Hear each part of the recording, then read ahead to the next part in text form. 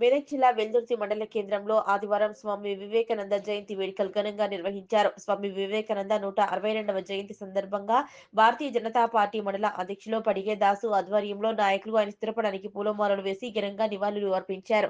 వివేకానందుడు చూపిన మార్గంలో ప్రతి ఒక్కరూ నడవాలని, ఆయన ఆశయ సాధనకు కృషి చేయాలని పిలుపునిచ్చారు.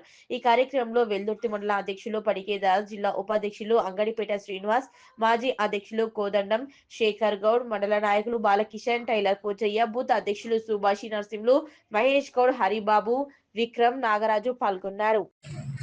ఈరోజు స్వామి వివేకానంద 162వ జయంతి సందర్భంగా వెల్దుర్తి పట్టణంలోని స్వామి వివేకానందకు మేము ఘనంగా జయంతి జరపడం జరిగినది.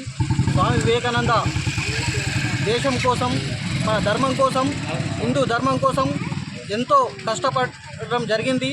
అమెరికాలోని చికాగో హాల్లో వేల మంది జనంలో